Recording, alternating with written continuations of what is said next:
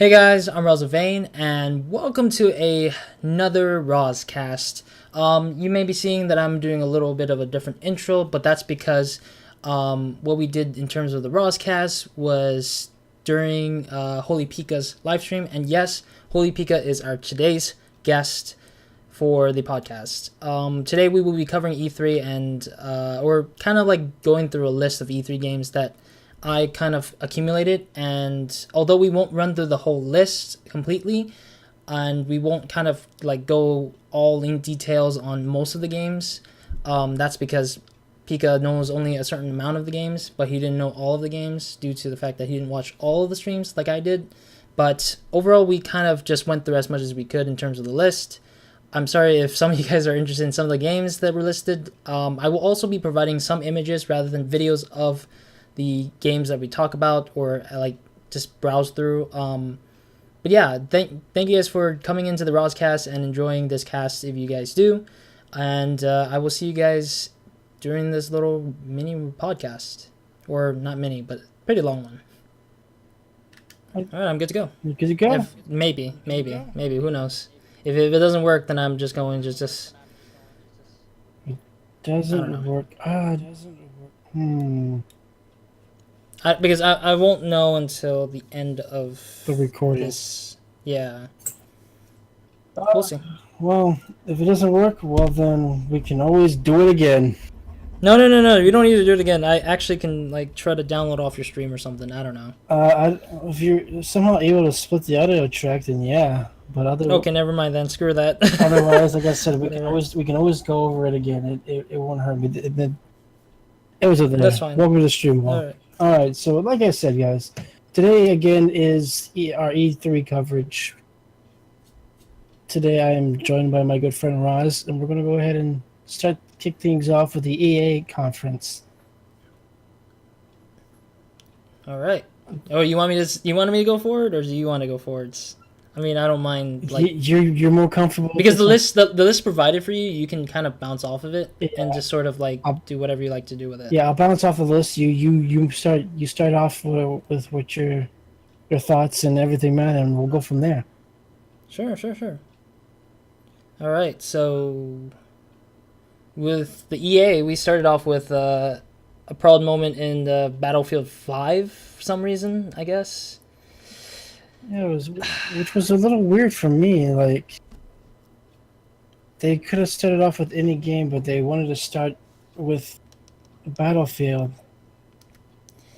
Yeah, I mean, the weird part about it is the fact that a lot of people had issues with the trailer before E3 kicked in, so people were like already complaining, and people weren't already happy, and then they're just like, "Oh, we're gonna show you some new stuff." Wait. The most newest stuff out of it is Battle Royale. Hey, what's up? And I'm like, Yeah, like we already knew Battle Royale was in the game. You guys didn't need to even like, yeah, Battle Royale, let's hype it up. Ooh, no. No, it was not even. There was no mentions about that. No, before the E3. No, not at the E3, but before that, when they introduced the game, they gave hints that there was going to be a Battle Royale style mode. Oh, okay, yeah, that makes sense. But those were hints and rumors. They weren't confirmed until EA came around, or E3 came around, and EA was like, "Yeah, Battlefield 5 has Battle Royale, guys." Whoopoo! But at the time, and then really, go ahead. Really, I just think this entire conference was garbage. I'm sorry to say that. It's the truth. I feel like it was okay. The only things that I really wanted, or the only things I was happy coming out of it, was just the announcement that there was a new Star Wars game, and also an indie title, I would say. Like an indie title that I never knew about, called Sea of Solitudes. That was really interesting. That I did see Sea of Solitude. That game looked actually really fun. And the new this new Star Wars game coming out, that was good news. Well, I mean, considering that they did shut down Visceral for not doing what that EA wanted out of the game itself for Star Wars, which I mean, I felt like if they didn't have shut it down, it would have probably been the one deal that just keeps Disney going with EA in general. Like, but maybe Respawn might make up and pick up the pace that Visceral couldn't do. So probably that might be where EA is like, okay, we're giving second thoughts for here, and we'll just put Respawn up to the mantle for now, because the premise is basically the title of it's called Jedi Fallen Order. Yeah. It's You pretty much what they said is you play a Jedi. Yeah. Right? No, you're playing well, actually no, it's kind of vague at the moment actually. But what he says they're Jedis, but it takes place between, I think, episode 3. Yeah, at 3 and 4. Yeah, 3 and 4. From what he said, yeah. And so But yeah. That's kind of cool, I guess, you know. The premise is, what type of Jedi? Are we playing a character we know, or are we playing a custom character that we make ourselves and we are that character?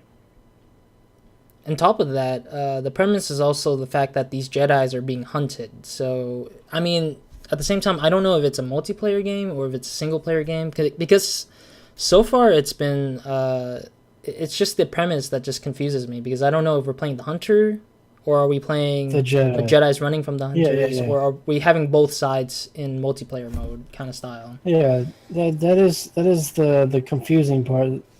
But again, there wasn't much information released on it, just little hints and rumors to get us excited for, I guess, Gamescom. No, I don't. Well, maybe not. I would say, because he did mention that it won't be ready out for another whole year. Yeah, I would say so a year and a half. You are right, but maybe, possibly, Gamescom will get us a small trailer.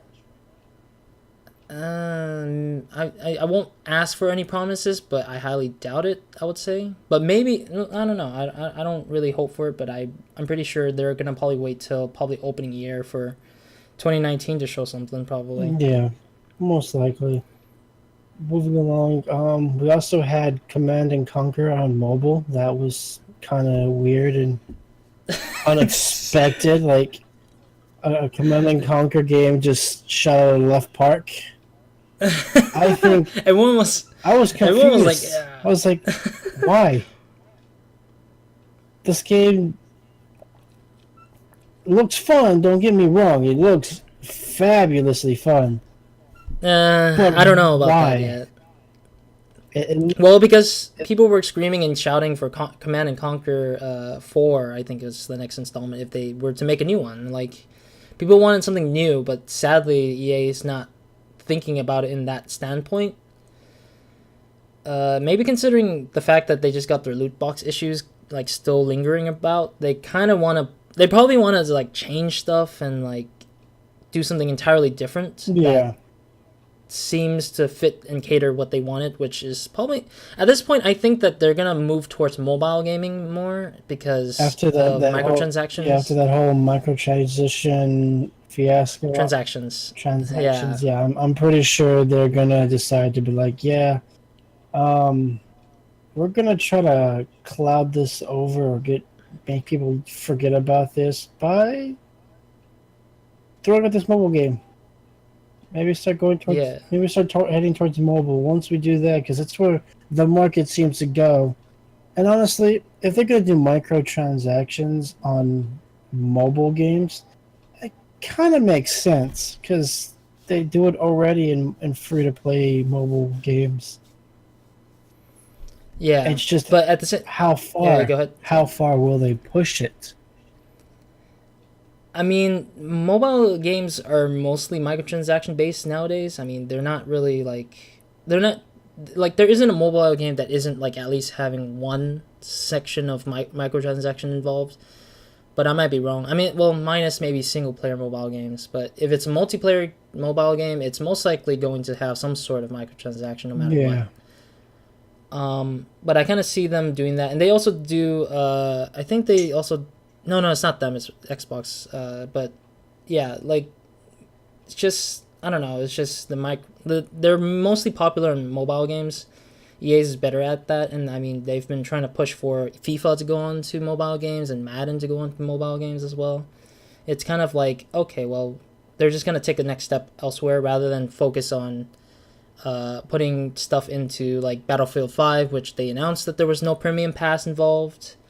Battlefront 2 has already got rid of all the microtransaction, and they're putting up like a new update, I think, with Han Solo's movie characters and such, and stuff like that. I mean, they're also putting up some more games that are like less likely to use DLC transactions or microtransaction and or loot boxes or passes now, because they're starting to be a little bit more cautious about that. But who knows? We'll see what happens then further on. And the last thing I want to probably cover up for EA's conference is probably Unravel 2, which came out on the day of. Oh, actually, no. There's two things, actually, but Unravel 2 comes first in the box. That came out on the day of announcement.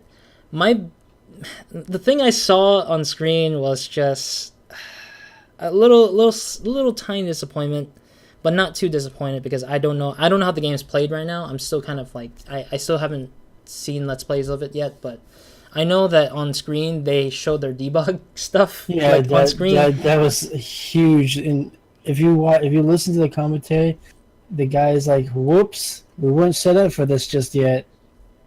Yeah, I mean, I understand that it's their first time doing that kind of thing. Yeah, it probably was their first time doing that. But come on, guys, you knew you're going to go on a stage. It's going to be broadcast to everybody.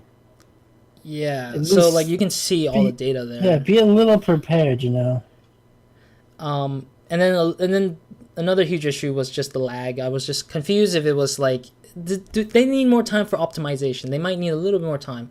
But then when I heard they were announced, I was like, okay, now I need to really watch a Let's Play of this game to see if it's actually laggy, or is it just only specifically towards the E3 conference that just showed that it lagged, rather than... It could have been because they were doing debug mode. It could have been affecting it, or... Yeah. It could have been the console that they were using. We don't know the outcomes of what was happening behind the scenes. Yeah. And, of course, the last thing is most likely Anthem out of EA. A lot of people were looking forward to Anthem. I don't know about why they did the little, like, Q&A talk, I guess. Yeah, I mean, it was... I can understand why a lot of people had a lot of questions for Anthem, but it could have been handled a whole lot differently. Yeah. That's my opinion, at least. Gameplay wise, I'm actually starting to dig it now that we got the answers that I was seeking were answered. Customization, transactions, what else? Cosmetics. Yeah. Well, actually, no. Yeah, cosmetics was the thing that's gonna probably be the only microtransaction based material or item that the game will have. But what they said from the EA conference, I think there won't be any microtransactions. What you see is what you will get. So you see this awesome piece of cosmetic that you want, and you can buy it with, I guess, in-game credit. I don't know much about that one though. That's the thing. Yeah. We'll wait and see on that, but yeah, there'll be more information about that coming down the line. My only issue out of Anthem, I would say, is just probably the RPG system. I'm kind of afraid of the fact that the game is closing in and approaching nearly as this is the same system as like Destiny and maybe other MMOs that people might play nowadays. Like, I wish they showed or demonstrated the skill tree or something. Like, that would be interesting to know about. Like, yeah, that would have been something to check out and know a little bit more about. But you gotta also understand that it's being made by BioWare, and they're known for the Mass Effect series, which have done fantastic. They're great games. So, but the biggest problem yet is that they're doing a multiplayer game. They're not doing a single player game. That's the difference in this kind of like part of the realm. So if they were, let's say, opening up for PvP, like they want to take the plan forwards to having something similar to Destiny, then PvP will most likely be jank if they're trying to go for something that isn't shown just yet for RPG systems. And they need to balance it properly. And that's the thing that I'm worried about, is that with RPGs, they're very, like, you need to design them to the point where balance is not an issue. Like, you can easily just tweak a few things here and there. Yeah. And that's why you see like games like Dota 2, League of Legends, and other like RPG like style games get updates consistently with tweaks of numbers from like into the decimals even. Like, it's crazy as hell. But like, the math is there and it's hard to live with. Yeah, I can understand that. Yeah, I can see what you're talking about. I don't think Anthem's gonna have a PvP. I really don't, because the class system, it'll be too hard to just even out the numbers if you think about it. Because as an example, I think they showed us the Titan, the big giant tank dude, and one of his moves was he shoots a bunch of missiles at you, and it pretty much will destroy you. So that looks pretty overpowered. So getting into a game, a lot of people are going to be running around as either tanks or something that's agile and can, counter that. Yeah. So I'm gonna have to wait for more information. I would just say this is just more of an assumption based on my end, and if anything, yeah, I understand that I would trust them with the RPG mechanics and systems in the game. So far. Yeah, I got faith in them. I'm gonna wait and see a little bit more about Anthem, like you said. Maybe a couple of days after release, watch some streamers or gameplay or something, just to learn a little bit more before I be like, yeah, this is the game that I want to get. It looks fun, and I may pick it up, but I'm gonna wait for that one. Yeah. And so, with that being said, guys, that closes off EA's press conference. There's not much that we went over on that one, but there wasn't much really given during that one. Moving along, we got from the creators of Hello Neighbor, Tiny Builds, got a new game from them called Secret Neighbor. Yeah, so Secret Neighbor is basically, it is Hello Neighbor, but in a hide and seek Gmod style way, where it's 1v4. I don't know. I heard that there was a beta going on. I'm not entirely sure on this. It's probably out, but I'm unsure about this at the moment. We can let's find out. Yeah. Because I haven't. There was just that preview and that's it. The trailer of that, and that was the end of it. I was like, "There's no date. What happened? I don't know what to do. What's the date for the beta?" Like, yeah. What? I know how it's played. It's kind of played like a horror game, kind of like Hello Neighbors, like horror-esque kind of style, but with like multiplayer involved. Unique, but a little bit confusing. So, Secret Neighbor has an alpha sign up right now. So if people want to maybe get into it, they can sign up for the alpha. And just like you said, I guess one player plays as the neighbor, and the others are trying to do things inside the map. Yeah, they're trying to open up the passage to leave the house, I think it is. Might be wrong, but... Well, we'll have to wait and see more about that. The game sounds pretty interesting, especially since Hello Neighbor was pretty big, if I am correct on that information. Yeah.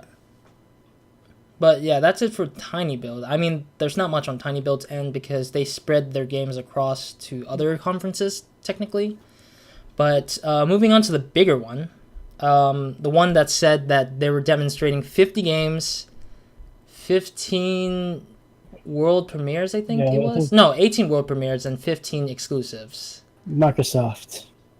I don't get it. Start things off, they showed a very weird opening, which was confusing for me at first. Same here. Until it got to the strange letters on the wall that they showed, and then the 4 Marines and the 2 in broken or 3 rings, and showed us Master Chief, which was, if you guys haven't guessed it, Halo Infinite, which is going to be Halo 6. We already can confirm that. And no, it's Halo 8. If you think about it. Well, in the time, in the the main series of Master Chief himself. This is the 6th game. This happens Yeah, right yeah, after the 5th. yeah. But I And mean, what's funnier is that it's Infinite. So Infinite is like this is this is the last part of the Halo series. It's just gonna keep moving on forward. from what I read, I was doing some research on this. They want to get away from the numbers. They don't want this to be like Final Fantasy, where it's like Final Fantasy 14, 7, 8, so on. They want it to be Halo Guardians, Halo Infinite, Halo such and such. But Makes sense. what made this even funnier is that this wasn't even gameplay footage. This was just a game demo, or not a game demo, a in-game engine trailer to show you guys the new Slipspace engine that they're working on for the game. We have no idea what the game's going to look like. Everything we saw in that engine could be completely not even what could be the same. Of course. It's kind of like the little demo that Borderlands 3 was shown, kind of. It's like, oh, we're demonstrating what capabilities Unreal Engine 4 can provide for you. Yeah. Just keep in mind, it's not Borderlands 3, it's just in-game demonstration only. Calm yourselves down. Yeah, please. yeah. So, and that's like, okay. But I was doing, like I said, doing a lot of research on this, and there's a lot of things we can pull from this in-game trailer. Because if I'm correct, 343 likes to scatter little Easter eggs. Okay, I don't know much about 343's like Easter egg stuff, but so there's tons of Easter eggs apparently in this, from what everyone's saying. But again, I'm okay with just waiting a couple of years. Maybe Gamescom will come around and they'll show gameplay. maybe. Maybe not. I don't know. We'll have to wait and see. But it was an interesting start off. Let me tell you what. Moving on. Yeah. We got Sekiro? Probably butcher. Sekiro. I am so bad. I am apologizing in advance. It's not your fault. I mean, it is a Japanese term. I don't know exactly what the term means, but it's Sekiro Die Twice, I think it was. Yeah, Shadows Die Twice. Shadows Die Twice, yeah. So it's kind of made by the same developers. It's published by the same publishers of Dark Souls. No, it is published by Activision, and it is developed by From Software, who are the creators of Dark Souls and Bloodborne and a few other titles that you may have heard or known of. Sekiro is basically sort of like Bloodborne, but it's meeting the samurai genre. It's kind of like Nioh. Their take on against Nioh, basically, but with Bloodborne's involved. I actually liked the trailer. They showed a lot of stuff in this game. Yeah. So not only that, they teased it last year during the Sony conference, but they only gave us a snippet. Everyone was thinking Bloodborne 2, but in fact, it was just this game in general, a new IP. With the help of Activision's like engines and publishing power that From Software is developing something new. Yeah, and to be completely honest, the developers of Dark Souls and all that did say that they were done making Dark Souls and they were going to make something different. Yeah, and they made something different. It may feel the same as Bloodborne and Dark Souls, but it's not. It's 100% different, and woo! I got a little chubby for that one. I'm not gonna lie, that game really was something that I cannot wait for. Definitely. I'm a huge fan of their games, and so to get this, I can pull all kinds of analysts or all kinds of stuff from this. We'll leave that for the professionals. Definitely. All right, moving on to the next one. Oh, do you want one last minute to say something, I guess? No, I was gonna say the exact same thing you were about to say. Moving on. I'm gonna do a quick one right now. I'm gonna pull Fallout 76 because I want to push that towards Bethesda's E3 because that one had the most bulk information coming out of it. It's perfectly fine with me now. We can put that out with Bethesda. Yeah, so then we'll put that with Bethesda because that's when Todd talked about a lot of the things there. But the one I want to get to right now is Captain Spirit, which is an interesting one because this is a Life is Strange DLC, free DLC. Not DLC. It is a free-to-play standalone game that's coming out 2 weeks from now, I think, or next week maybe. I would say, but it takes 2 weeks place from now. in the same universe. Yes, it is gonna take place in the same universe, and it is a prequel, slight prequel, a side story prequel to Life is Strange Season 2, which has also been talked about by the devs when they were interviewed or later on. But it is mostly a side story that is coming out on consoles and Steam, so if you want to check that out, I recommend you do. If you haven't played the first few Life is Strange, you're missing out on something. I haven't actually played Life is Strange yet. I got the game for free through Humble Bundle, but I haven't actually sat down and played it yet. I recommend you play it. It's one heartfelt, crazy emotional journey, but at the same time, it isn't like... It's nothing too innovative, I would say. It's something that... stuff that you can relate to is what you're saying. You can so it's a really great storyteller for emotional things, I guess. Like, it is a very emotional story to tell for people when they're playing it. But yeah, that's Captain Spirit, coming out 2 weeks from now. And then a very small, cool thing is Crackdown 3. Terry Crews is back again, and this time there's a lot more of him in it. Hey man, I was not against that. At least this. let's be completely honest. When they introduced Crackdown 3, and then everything about Crackdown 3 disappeared, you almost thought the game stopped. Like they were canceling everything because they delayed the game. Maybe I don't really know. At E3, they introduced a new gameplay or more gameplay trailer featuring Terry Crews, which he did a fantastic job. Love him so much. Great person. I agree. And they showed so many things that we just needed to know, you know? I hope to see more, actually, but yeah, overall, it's just that I can't do much but just wait, I guess, because right now the game is still just there, I guess. It'll be a good game I think there's multiplayer in it, if I'm correct. Is that like co-op multiplayer for the story? It's just like... Maybe? I think there was. I can't remember, because I remember they showed it last year or 2 years ago. There could be. If so, that may be a good game to pick up down the line, man, and we could do some series or something on it, you know, just mess around. Sure, I mean, that's totally on the table if it's possible. But moving on, one of the big games that a lot of people are interested in as well is Metro Exodus. That's one beautiful looking game that was announced last year, the start of last year, or during last year's E3. It's so far demonstrating to be kind of similar to the old Metro games, the 2033, and also it seems like they're adding more mechanics that you don't typically like have played before back in the two last Metro games, but it's kind of cool so far that they've demonstrated that customization stuff going on. Yeah. It actually was pretty cool with the customization of your gun and everything. It really adds more life to the game. So I wonder how that's gonna work though. Like, do you find parts or do you find material to build the parts for your gun? I wonder how that's gonna work. It's probably gonna be like a shop mechanic system, maybe, because they did have parts in 2033, I think.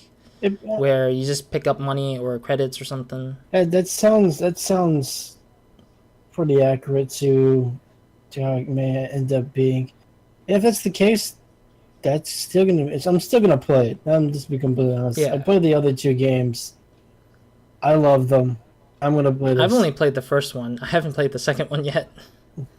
Both good games. Good games. It really takes a whole damper on the modern post-apocalyptic world. Definitely. All right, so the next one, something very exciting for both of us here. It's Kingdom Hearts 3. It's apparently the first trailer of the many trailers. This is the one that announced that there's going to be a Frozen world, apparently, like the movie Frozen, and it has its own world into it. Yeah, so this Yeah. Kingdom Hearts 3, because I made sure I watched all the trailers. There was actually multiple trailers of this exact same thing. Yeah. There's, I think, 3. Microsoft showed one. Yep. Square Enix showed one, and then I think at the E3 for Sony, they also showed one. Yep.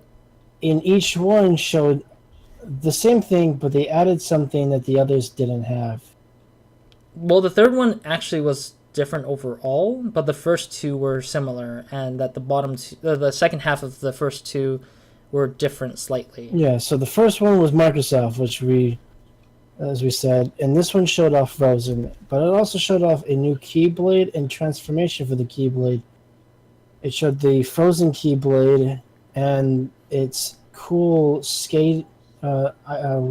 ice skating blade form, which was actually pretty cool. I got pretty hyped for that. My favorite of them all would be when they showed off Pirates of the Caribbean. Yeah, same here. Actually, I was like, "Oh, we're going back to pirates," and this like time, especially about that, man. Yeah. But this time, no, go. This time, it actually looked good. And it looked thinky, like Kingdom Hearts 2 when you first showed it, with everything being realistic and so as a cartoon. For me, it's a little bit different. I'm excited because it seems to be taking place in the third Kingdom Hearts, or no, the third, not Kingdom Hearts, the third Pirates of the Caribbean movie. It's like, it's weird because of the fact that they're going into Davy Jones' locker. It's kind of like something I never expect. I don't expect that they're going to take it there, apparently. But it's basically the last part where certain characters actually don't get to come back into the Pirates Caribbean series. So it's kind of like weird, and I'm like, oh, okay. Like, oh no, we're going to lose all our favorite characters in this one. Great. Yeah. But hey, they showed Kingdom Hearts 2 with Pirates of the Caribbean 1. Yeah. And Kingdom Hearts 3 has Pirates of the Caribbean 3. Makes sense. They just jumped a whole game, but hey, that's cool with me. They're still bringing back Pirates of the Caribbean. And on top of that, we also know it confirmed, I believe they confirmed it, that Big Hero 6 will be in this game. They just haven't showed us anything about it.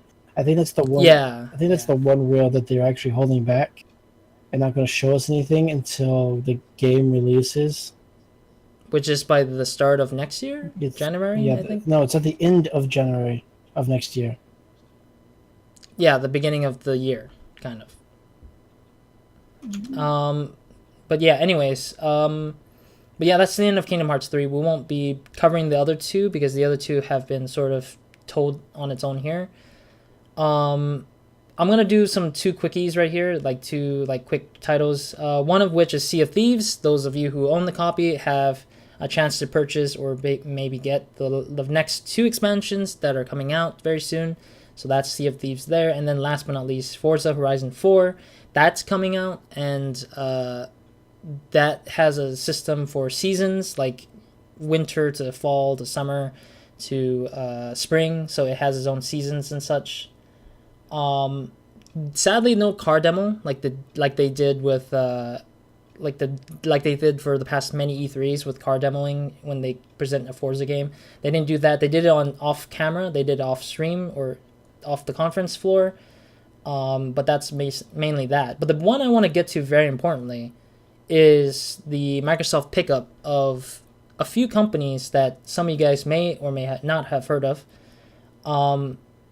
which is The Initiative, Undead Labs, Compulsion Games, Ninja Theory, and Playground Games all have been picked up by Microsoft. I don't know how much total money they bought them for, or if they just signed a deal to just get them into the studio to have Xbox be a publisher, exclusive publisher for them. But overall welcome them to the games, the Xbox Games Studios, Microsoft Game Studios lineup, because I know that the initiative is led by a ex or former Crystal Dynamics head, so it used to be one of the Crystal Dynamics employees.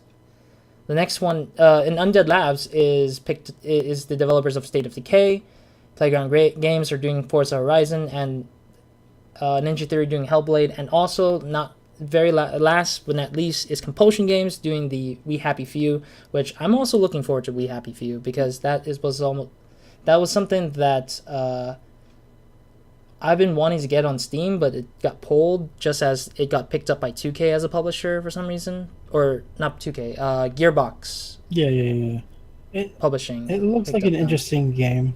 It's just not my style of game, but watching other people play it, it'll probably change my mind. But yeah, it's just one of those games I can't really get behind.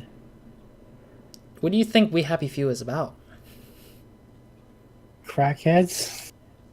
No. Well, maybe. Slightly. From what I'm hearing or of seeing, it's post-apocalyptic, and everything's going downhill. So to lie to everybody, they have to take this pill that covers the darkness of the real, the truth, with lies. Sure. Yeah. Well, that's a premise. But what do you think about the gameplay? Like, do you know anything about the gameplay? I have literally no idea about the gameplay. All right. So here's a good chance. There have been Let's Plays of the earlier build of the game. It will most likely remain the same up till this final version of the game. So I would recommend you check that out if you can. It's kind of like, how should I explain it? It's kind of like Fallout, but minus the guns, like minus the VATS, the guns, but like Fallout styled with like crafting, and it's like a survival game almost as well too. So it's kind of like an open world style of game where you just unlock the next place, like certain areas by doing certain activities, and like there's a lot of ways of approaching stuff in the game, and it's pretty cool. And that's why I wanted to get the game, because it's something that offers a lot of players choices when it came to like doing stuff. So that's why I chose to do that, or get that game. That makes sense. Again, like I said, it's not my style, but it still doesn't mean that I won't watch somebody else play it. Of course. All right, so I'm gonna again fire off the rest of the Xbox stuff, because I think that we're almost done with this one. So I'm gonna fire this one off. So PUBG, new stuff, whatever. Tales of Vesperia Definitive Edition is actually coming onto Xbox for PC players like me. I'm looking forward to the winter, because that's what they announced.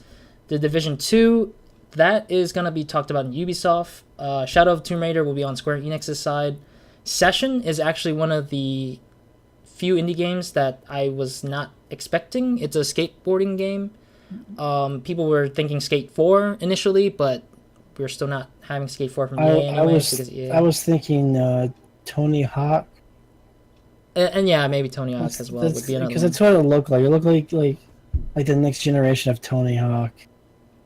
Yeah. And then do you want to go into this one, Devil May Cry 5? I haven't played any single Devil May Cry, but I've seen. I was surprised. I knew the fans were wanting it, but I didn't know they were going to show it. This was one of the few games I was like, really? They're going to show this now? Like, but we were ready. Trailer was a little cheesy. I'm not gonna lie, it was a little cheesy. But Devil May Cry has some cheesy stuff in it. But maybe it's bringing back old school. It brings a little bit of charm to it. Is what really more or less what I'm trying to say. It's not like bad, horrible cheesy. It's like it's funny cheesy. Like you should expect this to happen, but you don't.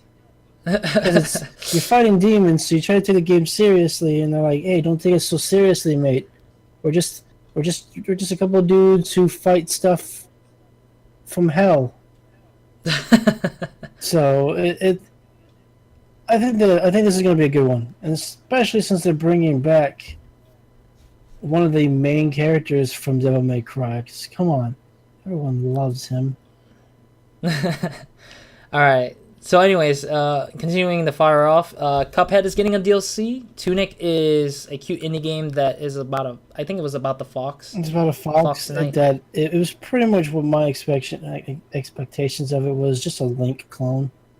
It's a Legend of Zelda clone covered up by a fox. All right. And then the one that a lot of people got surprised by, which I'm not very surprised about, it's Jump Force. It's a game that's concentrated on the Shonen Jump magazine company, I guess I would say. What was that game back in the day? It was same premise. What was it? It had all the Shonen Jump characters. I think it was a PlayStation game. I don't. But I remember I know what you're talking about, but I'm not entirely sure. It's pretty much what this Jump Force game. That's what it's giving me the vibes of. It's a game from way back in the PlayStation. They decided, hey, let's bring it to the Xbox and have the Shonen Jump characters fight each other. So the funny thing about this is that this is not their first take on a whole Shonen Jump, all the Jump characters in one game kind of thing. This is probably their 5th or 6th take on it right now. Yeah, it might be their 6th run with this kind of thing, because the previous one to this one was the JS. I think it was JS versus or something like that. It was something on the PS3. Something All Stars. Victory Star. There we go. Yeah, Victory Stars. Jump Victory Stars or something like that. It was something for the PS4 and the PS3. It was something I didn't like. The one that I really liked was before that one, which was the Nintendo DS version called Jump Ultimate Stars. That was only in Japan only.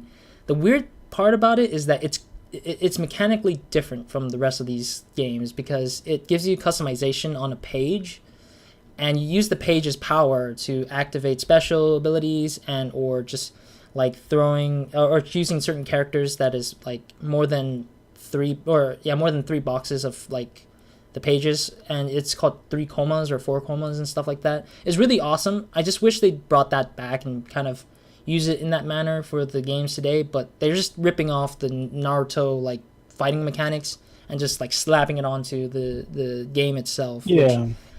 I'm not a very big fan of, so that's my take on that. It looks like an interesting game. I don't know. I want to see more about the characters. That's what I want. I want to know what the premise of the story. Why are these characters fighting each other and all that stuff? Again, great game. We'll see what happens of it. Of course. And then jumping into this one, the next one, or actually, I'm gonna hold that one off. Battletoads was announced. Just Cause 4 is actually going to be in Square Enix's part, and then Gears Tactics is also kind of not really that. I didn't really see much of Gear Tactics, to be completely honest. I have nothing. No opinion. I don't remember anything. I didn't even write notes for it at all. I didn't even know that was in the. There's that title. Yeah, I didn't even know that was in there. Okay, so yeah, but like the last 3 things that we have on the list here, that I wanted to save for last. Dying Light 2. That's the one I skipped over, so that we can just cover the rest in between them. Yeah. Dying Light 2, I wanted to play Dying Light 1. That's a really effing good game. It's just... It's a really, really good game. I'm like, I didn't know they were going to come out with a second one. That was way out of nowhere. Like, instead of Dead Island 2, it's like Dying Light 2. Let's do that. Dude, everything that they told and showed off for Dying Light 2 was great. Your choices actually this time make an effect on the rail. You can do this or do that, but whatever you do for this, it's going to have a negative effect down the line. Yeah. So choose what you do wisely. You can be the good guy who does all the good stuff that helps the people survive and fight off all this. Or you can be the asshole who just goes through and murders everybody so that you can benefit from all of it, and everyone else is just lesser than you. Yeah, Great game. I know there's gonna be multiplayer or co-op in that game. That's another game that'll be a great game to pick up and do a series on. definitely. And then the second one is Gears 5. That is a whole entirely different story from the fourth one and of course all of the third or four Gears of War game. The interesting tidbit to Gears 5 is that they removed of War because they wanted to shorten the title. That's what they said in an article that I saw. So it's like Gears 5 is purely just the title now. Well, even though they removed of War, people still technically called it Gears. Even then, Yeah. it was easier to say and be like, hey, have you played the new Gears game? And your friend would be like, no, I haven't played it yet. Yeah. It's But some people might be wondering why they remove of War sometimes. Yeah. Like I didn't even know. I was just like, oh, okay. But the story behind Gears 5 is that you're following Kate, a female character in Gears 4, that she picked up a necklace that seems to be a locust emblem that is like potentially controlling her mind. We don't know yet. You would have to play the game to figure that out technically. From So. what I heard from it though, wasn't she looking for her mother? And No, that's what that was. that was the necklace that said that she said that something was going on and that she needed to find out what's going on with herself. I think she was saying something about herself or something about. I can't remember exactly the line. We both could be completely wrong on Yeah. what we say, but hey, if we are, just let us know in the comments down below, Or in the chat, that is. or in the chat if you're watching this on our Twitch channel. Links, by the way, will be in the description for everything we talked about. God dang it. That's a lot of work. I'm just joking. That's a lot of work. No. But anyways, closing out the showcase was Cyberpunk 2077. That was like I thought that game was balls on the walls crazy. Yeah, it was crazy. I thought that game was dead. I thought they stopped. Why would they stop? Because the last thing we heard from it was the last conference when they announced the game. It was like, oh, hey, yeah, Cyberpunk 2077. And then they went quiet for a while. They were busy trying to market the game, I think, a little bit. Because they were trying to present There was a video, I think a few months ago, demonstrating like what they were doing, and they were trying to have the authors walk in and just like check out the game with them, because they had the author kind of advertise the book and the game itself with what they were doing. But all we can run on was just the cinematics before, and now we're still running on the cinematics somewhat.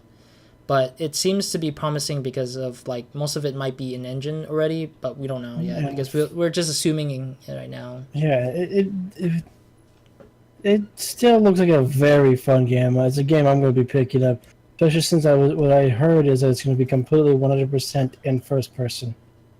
Yeah, that was kind of, it took me entirely by surprise when they said that. I was like, oh, really? Yeah. And like, yeah. But anyways, that closes out Microsoft's showcase. That one was the huge list. I skipped out a few things in terms of like putting on the list because they weren't that important to me. And some of them just kind of slipped my mind, so I just didn't write them on the list. Oh, that's fine. If you missed them, it's okay because they get talked about later on in the other conferences.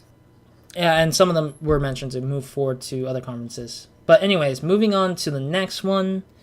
If you want to present that one. Bethesda. Bethesda was the next installment of the press conference, and I didn't actually catch that one, so I can't really say much. The games that I knew that were going to be on that list was going to be Rage 2. That's really Rage 2 and Quake Champions. Those are the only two that I knew that were going to be here at E3. The others, I'm actually clueless on. All right. Then we're gonna start off with Rage 2 because that was the first thing they showed. They had WK Andrew perform in the front part where, like, it's the same guy who did the song for Splinter Cell's commercial. I think it was "We're Already Going to Die" or something like that. I forgot the song's title though, but he performs it first, and then the developers had this like awkward silent moment, which was fine. I mean, I understand that they probably haven't presented on a huge stage or not in a long time or something. Maybe I don't know. I don't know the gist of it. But what was demonstrated in Rage 2 was the fact that there was a lot of new mechanics that the first game hasn't shown. The developers also mentioned that it was going to be an entirely different take on the game because the first game didn't complete properly. Like, the story didn't end properly. Nobody knew how the game, like, nobody felt that the game ended properly. So that's where they're continuing it off the storyline that in terms of Rage 2. So that's what they're doing. So that's definitely Rage 2 right there. And then, do you have any other thinking thoughts or stuff that I'm missing, No, Pika? not that I can think of. No, well, you explained everything that I had on my mind about Rage 2. I was confused in the story and where I left off. They left us on a huge cliffhanger, and Rage 2 being having a new studio take the mantle and really show us how this game plays out. I'm excited to see what happens. All right. Moving forwards to the ones that Pika hasn't figured out yet or haven't seen yet. Elder Scrolls Legend. Well, before that one was Somerset for Elder Scrolls Online. Apparently, they were talking about that for a little while, which I didn't put on the list because that was just it's already out. Just go on the store, I guess. Elder Scrolls Legend is getting a new overhaul system that's coming soon in the summer. With new UIs and stuff like that. I played a lot of it, so that's exciting news to me somewhat. And it's already available for consoles. The one that I never expected was Doom Eternal. This one is a sequel to Doom 2016. It's the newest and latest Doom, but they showed only the cinematics. No gameplay yet.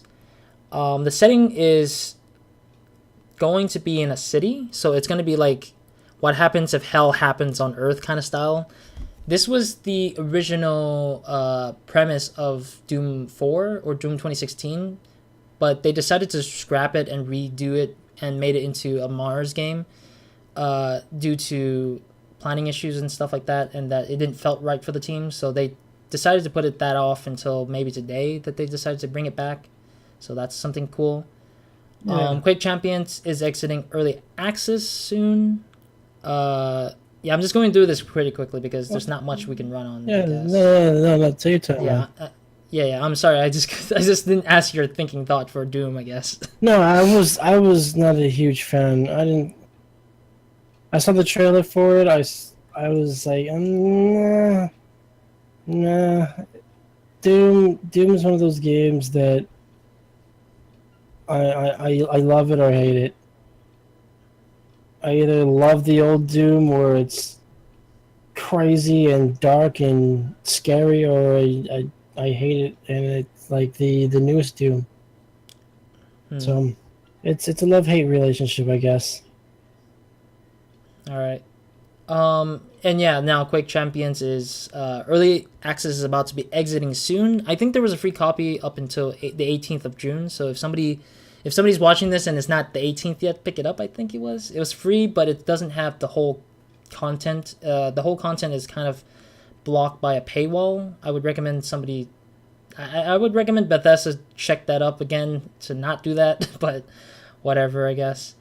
This one really just hit me hard, I would say. It's praise the Prey 2017 game having DLCs and update. The update, I don't mind. The update is giving New Game Plus. It's adding some newer content stuff in it. But the one that hit me hard was just that the DLC was paid. Like, it's a priced DLC called Moon Crash, which inquires that you will be playing as a person who's going through a roguelike setting of on the moon. So you'll be on the moon. It's kind of like a roguelike where you'll go through the same areas, but different things will happen and different enemies will show up. And that would be the whole premise of the game for Moon Crash, but they will also add in a extra update on top of that called Typhon Hunters, which is basically prop hunt, but with, I think, was one human player and 4 enemy players. So it's kind of like prop hunt, but 4v1 as usual. Like, I don't know, like the Moon Crash DLC is just it's the concept that you were saying about the survival mode and the new game prop hunt style mode. It's interesting. It's really one of those things you have to just kind of wait and see really where it goes. It's already out, actually. The DLC is already out. And you can actually check it out. Typhon Hunter's not available yet. That was announced to be about 2 weeks after, I think, after the release of the DLC. But the roguelike part of the moon on the moon is actually available and currently playable at the moment. And again, it also has VR coming soon as well. Pete Hines has actually announced that there was VR going to be on Prey. I think it was something about scientists in the laboratory you had to deal with in the VR setting. And then the next one is also another surprising one. Wolfenstein Young Blood. Instead of Old Blood, this is now Young Blood. But yeah, it has some spoilers in it where... so if you don't like spoilers, I would recommend you turn it off for like a few seconds here. But basically, it's a story about the twin daughters of BJ Blazkowicz, which is the main character from the previous Wolfensteins, Wolfenstein 1 to 2. He has two daughters from the last game. I didn't even know of it until like now, based on this spin-off game. But you get to play as two of the twin daughters. You're hunting Nazis like BJ did. But what's funnier is that there's going to be cooperative in this game apparently because there's both twin daughters. That's a great game to do videos on. Just run around and play as the two daughters. I don't know. And then again, Wolfenstein 2 is getting a VR as well. I think it was something to do with killing Nazis in the VR. I think that was what Pete Hines said as well, but I'm entirely not sure yet until later, until it's shown. But overall, that's that. And then the next one is the most meme-ish of them all, I guess. Skyrim on Alexa, Amazon. Oh yeah, that was kind of funny. Let me just be honest. It was hilarious. That was actually real in actuality. Oh no, I know it was real, but it was funny. I didn't even know it was real. I thought it was fake. I was like, oh, okay, it's just for the jokes. And then I looked up on the article after that. I was like, wait, it's real? Yeah, holy cow. You'd be like, Alexa, something Skyrim. It's play Skyrim. It's like, god damn it. Google, play Skyrim. Stupid. But anyways, now the next one is the bigger one. Fallout 76. This one was the one that has so much information packed in one setting that it took about 20 minutes to cover for Todd to like talk all about the nitty-gritties of this game. So first of all, it's a multiplayer game where you will be playing with a bunch of random people on the same server. Keep in mind that not everyone from who owns the game will be in the same server at once. Everyone has their own separate different servers, depending on the randomization being placed on you, so you won't know which server you're ending up on. If you do invite a friend to play with you, they will carry their stuff over to your server rather than be it where both servers combine or anything. So it's just your character will exist in their server and that's it. Like that will be it. So if your character dies, potentially, maybe, I'm not saying this is true, your stuff will be just like sent back to its original server after you're done and stuff like that. It's kind of like transferring datas and such. Yeah. That's the idea behind it. I'm a little. It's hard to say. Get my feelings on this. I like the idea. The idea is great. The server thing, I think it should. I think they should have dedicated servers like they do on like many games similar to it, like Rust, Ark, Survival Evolved, and so on. They have dedicated servers because there'll be times where you don't want to play with a bunch of random douches who are just gonna troll you. Well, I'm sorry to say, Pika, the troll gets harder. Because apparently you can nuke the whole map. Because there are random nukes in the server that you can find key codes to and literally use it as a way to blow up any part of the map. So whatever you're building could potentially be destroyed by some random players in the same server as you. See, this is what I'm saying. Dedicated servers, because I knew this stuff. You know they're gonna have those guys in the game. You know. Yeah. You can guarantee that there will be the trolls that just want to make everybody have a bad day, just for a laugh because they think it's funny, and that's the problem. The game, I like the game idea. I'm glad that they're finally bringing other players together or bringing other players into the game where you can play with your friends. I like that concept, but do it with dedicated servers. This way, we can have people that can set rules on said servers, so that stuff like this don't happen. Because by allowing people to just kind of mess with you and do whatever they want, it actually sometimes will kill the community. All right. Well, I don't have any say on that, but sure. I mean, I don't know until the game's up. Yeah, we won't know until the game's release. But until then, Yeah. I'd like to keep an eye on this game and learn a little bit more about it. Yeah. See more information on it. It On top of that, oh yeah, go ahead. Sorry, I'm just like I'm actually done. okay. On top of that, I want to say that there is city building involved as well, like Fallout 4 style. Everyone can share materials and put on their walls and such like that. There is a single player portion to this game. Not entirely sure how that works, but there is a single player portion, and that there is a single player only mode. I think maybe I'm not entirely sure yet because there is a mention of beta, well, I forgot what it's called. I know it's beta. It's an acronym to early access or something like early access like training or something like that Todd mentioned, but didn't have any announcement date, and how to get into the beta of this game was not mentioned either. It just said that Todd just said, "Hey, we're having a beta." That's it, and then leaves the stage. I'm like, when? How do we get in here? Is it free? I don't know. And Todd just locked off. I was like, okay, whatever. Yeah. Yeah. But yeah, that's it for Fallout 76. Last but not least, the 2 teasers. No gameplay, just a name and a background setting or background cinematics. Starfield and Elder Scrolls 6.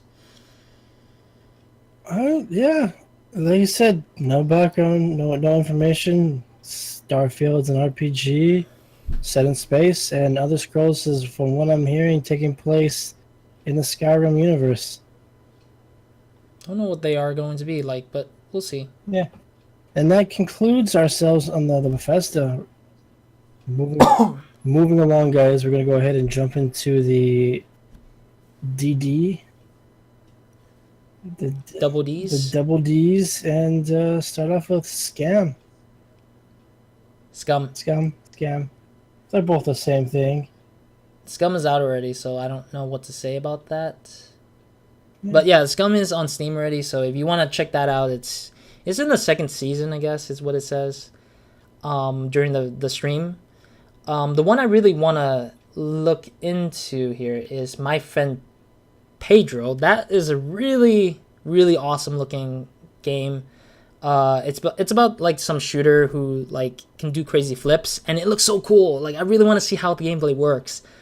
Oh man, it's so crazy. It's like you can do crazy flips. You can shoot like a metallic thing or a frying pan, and it will ricochet the bullet and kill the people on top on the 2nd floor. It's like, what the hell? Yeah. The trailer's amazing. If you haven't checked out the trailer, you should double check it. I'm checking out a GIF of it, and it looks interesting.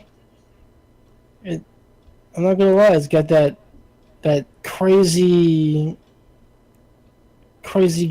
style gameplay to it. Like it doesn't even, the game doesn't even take itself seriously. Is what it looks like. It's like, yeah, I'm just not gonna take myself seriously. Just go have fun. Yeah. So yeah, I would check that out. That's on Steam as well already. In terms of, I think, wishlisting wise, but not buying yet. I think I'm not sure yet. And then another one that surprises me a little bit is Metal Wolf Chaos XD, which is From Software's. It's a title that's From Software, but back in the old days. It's just being remastered because I guess Devolver liked the game a lot, so they just thought, why not remaster it? So that's coming on Steam and consoles eventually. And last but not least, loot box coin is a thing that they were introducing because they were like making fun of EA and Bitcoin currencies. So they're like, let's make a loot box coin, which is if you Google it, it's on their store. You can buy it, but the price changes literally every day, which pisses me off. I'm like, why is it even available still? Can you stop changing the first initial price was $151, and then I checked it back again like 2 days later. It was $251. I was like, what is going on? Devolver, stop being a weirdo. Stop changing the price and just choose one price. People can still buy it, so they're just being crazy. Yeah. I think it's just a meme. All right. Anyways, that's it for Digital Devolver. I'm just gonna get that out of the way. Now, for Square Enix. If you want to start no, actually, I don't know if you want to. Shadow of the Tomb Raider? No, I'll do this one and then you do the next one. The next title should be. Yeah, because that one you know more of. I know very little of the next one. Yeah. But the Shadow of Tomb Raider is basically for those who have played the previous the other Tomb Raider games, the new ones. It's not really changed as much. The setting is different only, and the mechanics been added. This is the last of the installment before Lara Croft becomes actually a Lara Croft for like Tomb Raiding style. So this is kind of like the final piece of her story before she goes into the newest Tomb Raider, being like a bigger blown story wise for tomb hunting. But I don't know how they're gonna take on to the next one, but that's what Shadow of Tomb Raider is. Not much beyond that. So the next title, it was Final Fantasy 14, and this one was pretty big. They showed off a lot of stuff. They also introduced an event going on right now, a crossover event with Monster Hunter. This is going to be their 4.3 update, and the trailer shows off a lot of stuff that you can get between the two for Final Fantasy. There's new flying mounts, new costumes. There's just a lot of stuff to go over with this one. Like,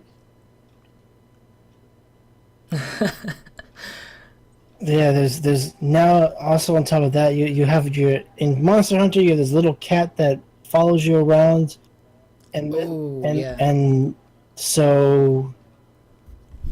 Now, alongside your little kitty cat companion, he'll now pretty much accompany you as a pet. And pretty much, I think this is one of their first crossovers with another game, or one of their few.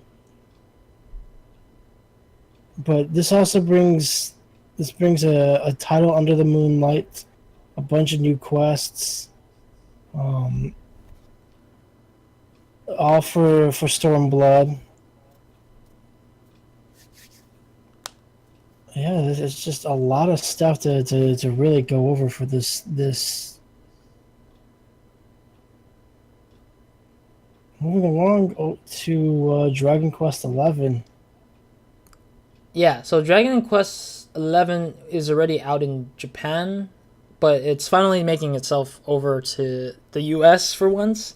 Not much of Dragon Quest XI from me because I haven't played a Dragon Quest game since the PS2 era. But it's gonna probably play out like it's kind of like the open world kind of vibe to it, like Final Fantasy 15, but in a Dragon Quest setting. So that's basically what Dragon Quest XI is gonna be about. After that was Babylon's Fall. It's another Souls-like kind of game, but it's developed by Platinum Games. Not much gameplay for this one. It was just a trailer of just the game itself, which they demonstrated last year. It's nothing new from last year's or the year before that one, I think. I'm not entirely sure if that's the case. The one I kind of don't know a lot about is Octopath Traveler. That one is a Square Enix initiative one, I think it was. I'm not entirely sure, but it's made for the Switch. It's really cool, but I don't have a Switch, so I'm probably gonna pick this game up. What is it? It's a a JRPG. Yeah, it has like 3D, but with like Nintendo DS styled, like Square Enix games kind of style, or Game Boy Oh Advance, yeah, yeah. like 8-bit. I think it Yeah, was like yeah. It's style. 3D, 16-bit style. Yeah, I've seen Yeah, games similar to this, but yeah, this actually looks like there's a game, if I can reference this off, called Ragnarok Online. Similar style, just it's actually using I guess the Unreal Engine or one of their Square Enix engines that they have yeah. with 16-bit. It looks like a really fun game. I'll have to see what this game's all about. I may pick it up. And then I'm gonna skip over this one for a little bit, and then they did Kingdom Hearts 3 as usual. That was earlier talked. This one is just the smaller tidbit where they talk about Organization 13 in this one for better information. They demonstrated Quiet Man. That was a very intriguing one. I really wanted to look into that more, but there was not much gameplay. It looks like a FMV styled game, maybe. We don't know yet. Gameplay wise, it may be similar to Sleeping Dogs because it did have a little bit of fighting. Maybe something like what was it called, Daredevil style kind of gameplay, maybe. Since the guy is deaf apparently. And then last but not least, Just Cause 4, which is it's returned to the same setting in Just Cause 3, but they just upped it by putting more vehicles. They put a tornado in the game apparently, where you can use it as a weapon or you can use it as a way to eliminate enemies faster. Yeah. And it can also hurt you because you're parachuting and you get sucked into the tornado. It was kind of weird, but it was really interesting. Really, they just wanted to add more craziness to the Just Cause series. Let's just be honest. It wasn't crazy enough with the other other 3 games, so they had to make it crazier. Yeah, destructible walls is like already there. It's like, god damn it. But anyways, that's it for Square Enix's part. They didn't show us much, but it was pretty okay. It was not that bad.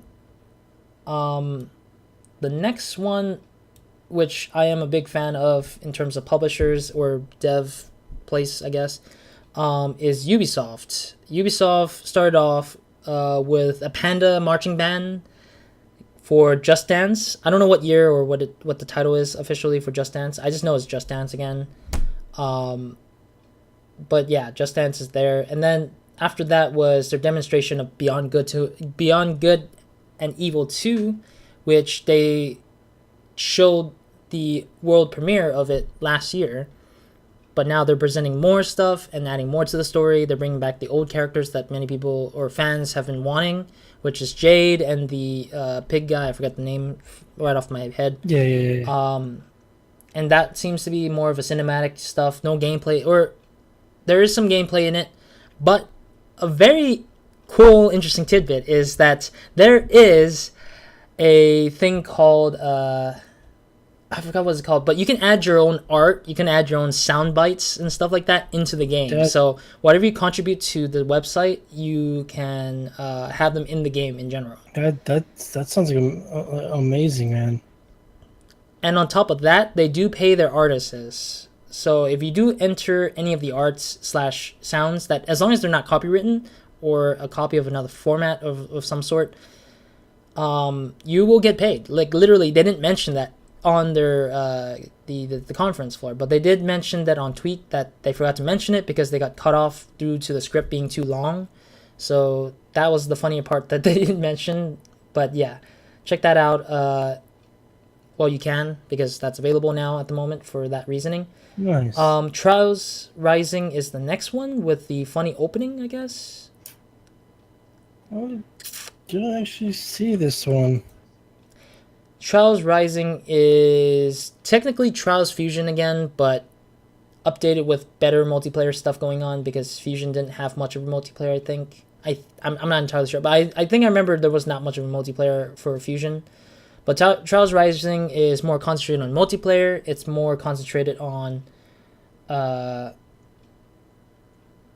me see, new challenging. Yeah, it's just having new challenges. There is a gameplay mode where you can play local, with 2 people on one controller controlling one front part of the wheel and the back part of the wheel. So it's gonna be like 2 players just like trying to make their way towards the end of the goal with one being controlled by the other.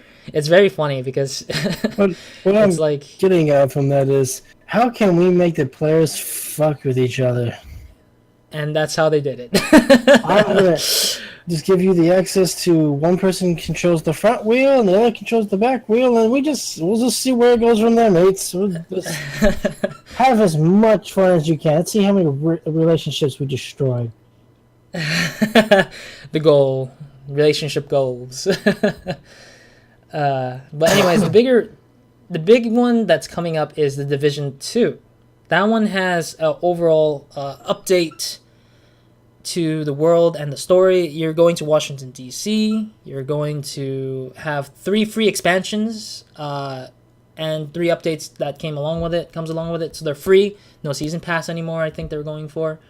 And that there will be actually classes for you to carry on your RPG forwards. So once you finish the opening sequences, you'll get into classes and you could just get specific weapons for these classes. Not entirely sure how they're gonna play that well, but that will be that. Unless you have some, I haven't played. Yeah. You haven't played the first division? No. The first was fun. I'm gonna say that the story was pretty fun. I'm excited to see what Division 2. I'm just hoping that it doesn't get stale after a while, like they did in the first game. After you got to a certain level and you beat the game. Because after that, you just went into the dark zone to get everything, and over time, it just got really boring. It's like the same thing over and over. So having a little bit of different scenery, maybe some better stuff thrown in there, I think this game may shape up to be pretty interesting. Yep. And then probably gonna try to force through these. Mario and Rabbids getting an update with a DLC, I think it is, with Donkey Kong DLC. Do you even have this game, Mario's plus Rabbids? I do not. Yeah. Okay. Well, I was just wondering about that. And then Skull and Bones was introduced again. This time they updated the gameplay. They added some land footage, like what you would do on land. Transference is a horror game for VR, which I don't have VR, and I don't think Pika has VR either. Yeah, I don't have it. Not yet, at least. Yeah, not yet for both of us, technically. Kind of more gameplay that they didn't show before, so now they do. Starlink, surprising crossover is Star Fox being in the game. It's kind of like a build your ship as a toy first, and then update it into your game or something like that. But yeah, Star Fox crossover. Well, it still looks like we'll see how they get this plays out. Yeah, I mean, judging from the past things like Skylanders and Amiibos, it's kind of hard to say right now. Yeah, well, even though the Amiibos and Skylanders still did really well, even though Disney Infinity is another one. The only problem with Disney Infinity is they didn't see anything good coming of it, so they got rid of it.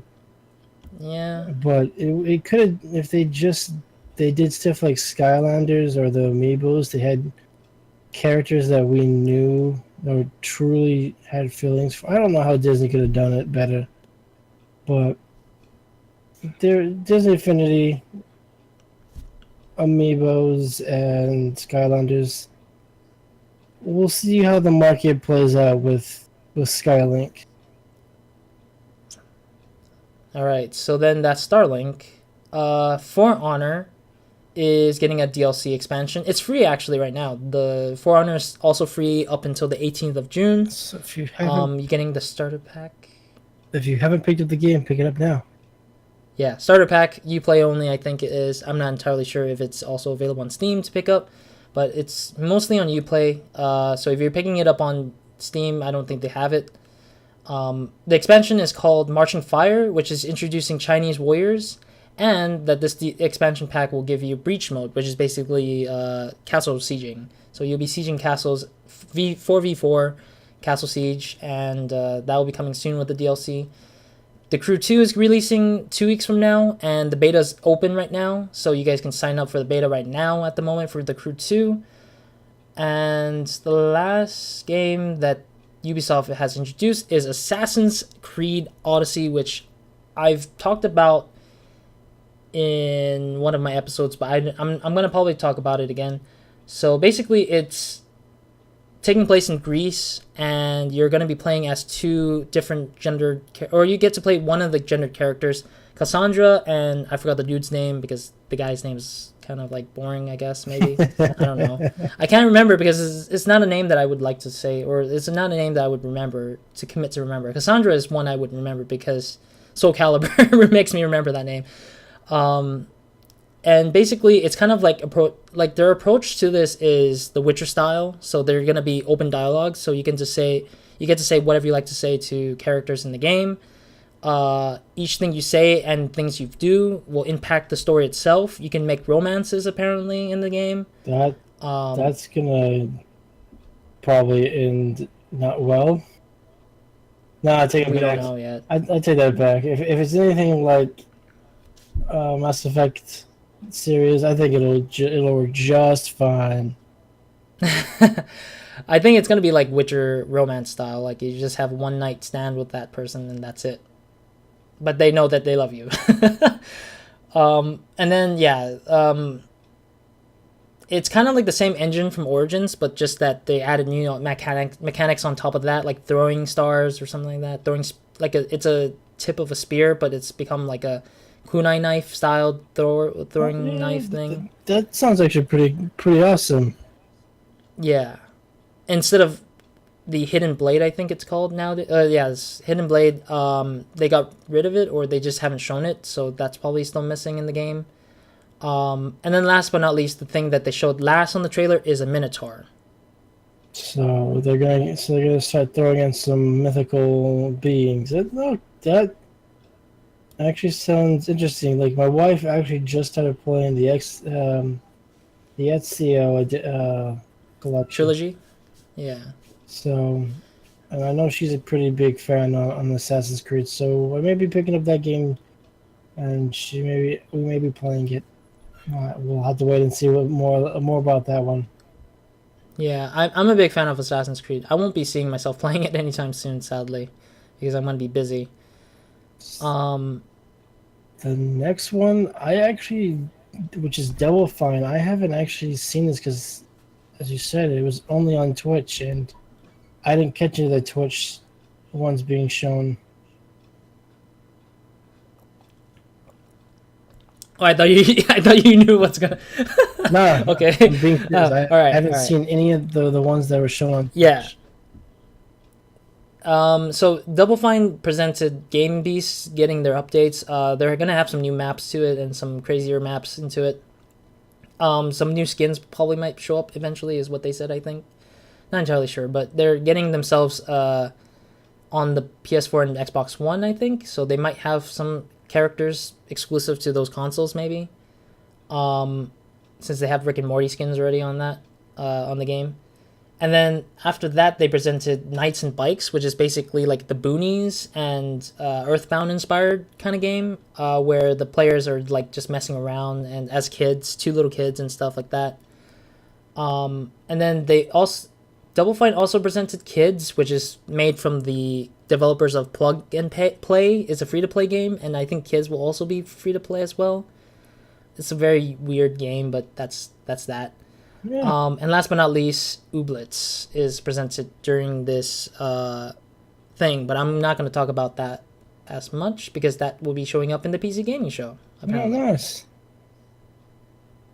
And boy, oh boy, was there a lot of PC games. After Ubisoft, I really didn't see a lot of the conferences, so I really didn't like that PC Gaming Show covered like 3 different battle royales in one stream. I was confused why they had to do it, but they did. I have a headache from that. Okay, so there's 3 battle royales. I'm gonna knock them off the list: Mavericks, Proving Ground, Realm Royale, and Rapture Rejects. The last one is fine. The other 2, I don't know why. Well, Realm Royale is already out. It's free to play. It's on Steam. It's made by the developers of Paladins, so you know what to expect. It's mages versus mages in a battle royale setting. Mavericks, Proving Grounds, I don't want to dish out anything bad on them. They're not bad people or anything. They're just trying to hammer it in for the battle royale genre, and it looks almost identical. I'm not saying it is identical. It looks identical to PUBG, but with futuristic settings, a little bit of futuristic settings, which is a problem for me because I don't feel anything interesting out of it. Yeah. I see what your point is. And the last one was? And the last one is Rapture Rejects, which is basically a top-down battle royale. You might be like wondering, what? No, this is bad.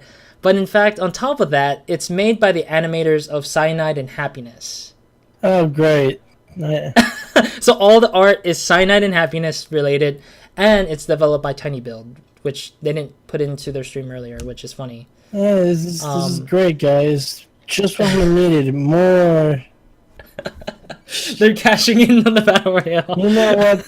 I'm going to be completely honest with you. I think it's going to be funny. I think so too. I'm looking at photos of this game and how people are dying in this, and it's just hilarious. Like this one photo I'm looking at, it's like a devil dude, a guy holding a knife. There's someone got strangled to death by a can. Those can things. Another guy's just dead over in a corner. It's just hilarious how they. It's kind of crazy. Cyanide and Happiness. Let's see where Rapture Rejects goes. Yeah. All right. So I'm gonna go around and just hammering whatever I think that is. Actually, no. There's another duplicate genre apparently in this show as well. It's called the cab games genres. Apparently, it's like story-based things. You just talk to your passengers apparently, and like you're a cab driver in 2 different games. So Neon Cab was the first one. It's a cab game about you in a futuristic neon setting, kind of like a friend got in trouble and stuff like that, and you're just on a phone and you're talking to the audience. Like it's kind of like Uber simulator. Yeah. Okay, I see what I mean. Cab, yeah. And then the next one was also shown that was called Night Call. Yeah, Night Call was another cab game, and that is kind of like a noir styled cab kind of game. So it was just like, Yeah. And then last but not least, that was it actually for the cab games. So I'm going to run through this list. I'm not going to really bother because most of them are actually on Steam. You can check them out. Satisfactory is on Steam. The Forgotten City, I think, is also on Steam yet. I'm not sure yet, but I know I've seen it earlier. Star Control Origins on Steam. It's basically a open world space, or not open world. It's sort of like multiplayer space game with you visiting different planets and like harvesting. It's like Mass Effect almost, but with like the concentration on space. Hunt the Showdown came back again. Archangel Hellfire, Sinking City. People from Sherlock Holmes development team. Warframe is getting an update. Killing Floor 2 is getting an update. Shining Renaissance Refrain, Shenmue 1 and 2. The Yakuza 0 and Yakuza Kiwami. It's crazy. Valkyrie Chronicles 4 all are showing up on PC very soon. Road Redemption is joining the Tripwire publishing crew. Was it Maneater? Like, it's basically also published by Tripwire because Tripwire is starting to do the publishing stuff now. What's funny is that Maneater is a shark game where it's like you get to kill people as a shark, and it's an RPG system in it. It's something similar to the Jaws game in the PS2 era. Don't we already have a game on Steam that's a Shark Simulator? I don't know. It's like you 2 players versus a bunch of players are trying to get gold out of. Depth. Yeah. No, it's a different game. It's a shark coming out of water. Like it can jump out of water and eat people on the pier, and people who are swimming on the beach you're eating as well, I think. But nobody's fighting you back, kind of. So no one's calling the military to come kill the shark that's jumping out of water, eating people. Gotcha. Yes. And then there's this untitled publisher publishing 3 different games: Bravery Network Online, Morning Star, and Overwhelm. Overwhelm is already on Steam for purchase, I think. Jurassic World Evolutions came out recently on the week. Stormland is a VR game made by Insomniac, the people who are currently making Spider-Man PS4, and also made Sunset Overdrive previously. Sable is a stylistic game that was intriguing. I would recommend somebody watch a video trailer of that. Star Citizen came up with an update. Genesis Alpha 1 is a very interesting survival game with tower defense and some alien splicing, where you can fuse your alien spliced DNA to a human shipmate, apparently. Bless you. Thank you.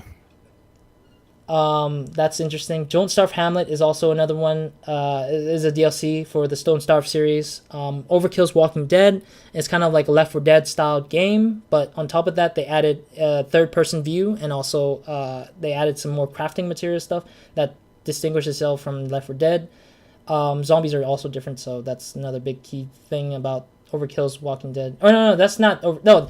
I mixed up Overkill's Walking Dead, didn't I? Yeah. God damn it! Yes, it's the World War Z that I keep thinking. Okay, the Overkill's Walking Dead is basically 4 players. Yeah, it's still kind of Left 4 Dead-ish, but it's you walking about the lands and like in a fashion that's kind of similar to The Walking Dead, where you kill the zombies and you have to make it to a goal. And there's human enemies as well, so that's the key difference between this one and all the other zombie games that I've seen so far, I would say. Besides, of course, State of Decay being third person. Noida is also a pixel platformer game which explodes pixels on the screen. 2 Point Hospital has unibrows that are bugs. It's like a unibrow disease, apparently. Telltale's... What? Yeah, just watch the trailer. I swear. You see 2 Point Hospital. Okay, it's the craziest thing in the world. And then there's people who has diseases like the turtleneck disease. They have tiny heads as a disease, apparently. So you can see these like tiny little heads as like a way to like say that's a disease, apparently. This game just got weirder. I'm gonna have to watch the trailer. And then the unibrow bug, back to that one, you have to actually look for them because they kind of run around your place, and you have to lift your objects up on the floor so they can scour out, and you have to squash them before the health inspector comes. That's 2 Point Hospital. Telltale's The Walking Dead final season is coming up. Ooblets, again, is it's kind of like a cross between Harvest Moon and some Pokemon games. I think it's kind of like I'm not entirely sure still because I haven't seen gameplay to kind of make an impact in my head to remember that. But Ooblets is a really well done game. I recommend those who check it out if they can. Anno 1800 and Hitman 2 is the last 2 games that were on the list. Hitman 2, of course, is back, bigger than ever. The first thing they showed was the racing one. So the racing tracks are technically the first setting that you get to see in the game, preview-wise, in terms of just being shown in E3 so far. So yeah, that's mostly it for the PC gaming show.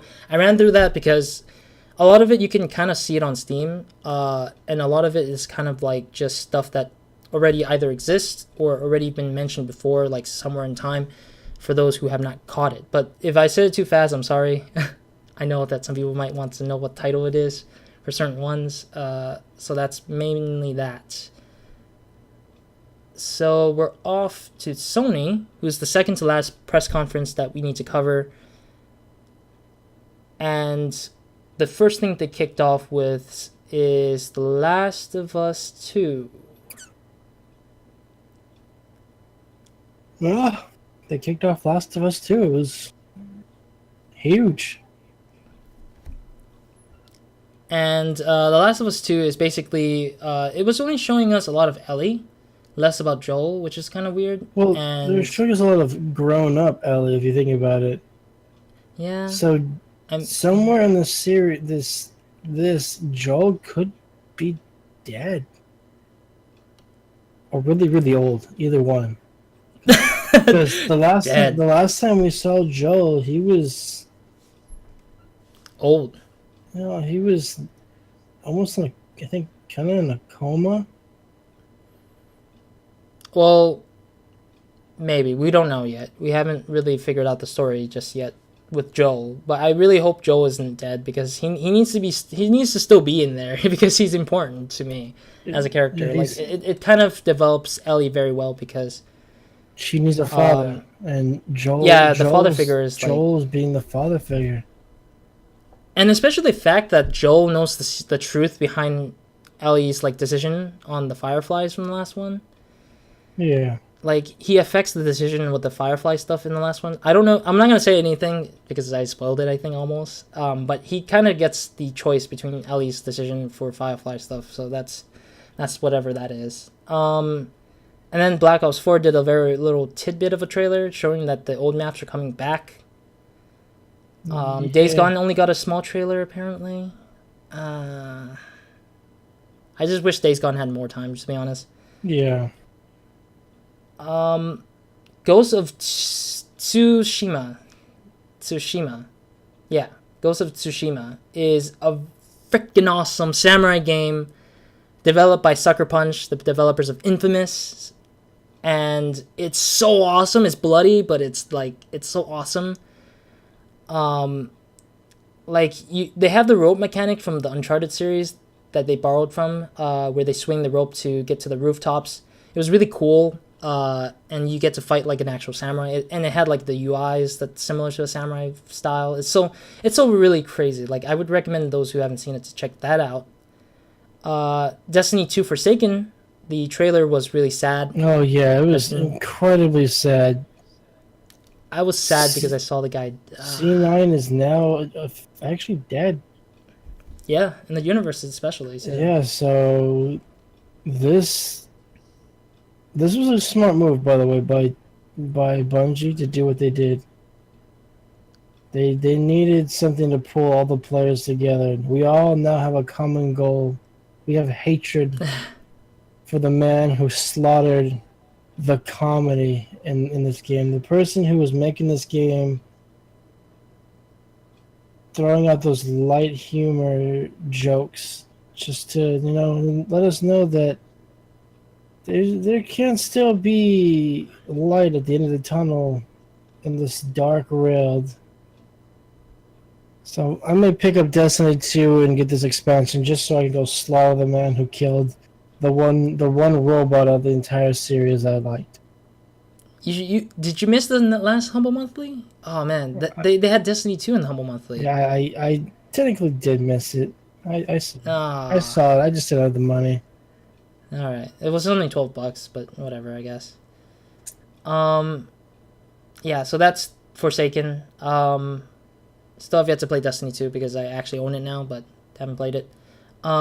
Control. That was a huge surprise. Remedy Entertainment switched sides from consoles between Xbox to PS4. Their last title was Quantum Break, which didn't end up super fantastic. It ended up being well in the PC realm, but that's because they fixed it and updated it before anybody who wants to play with high end graphics.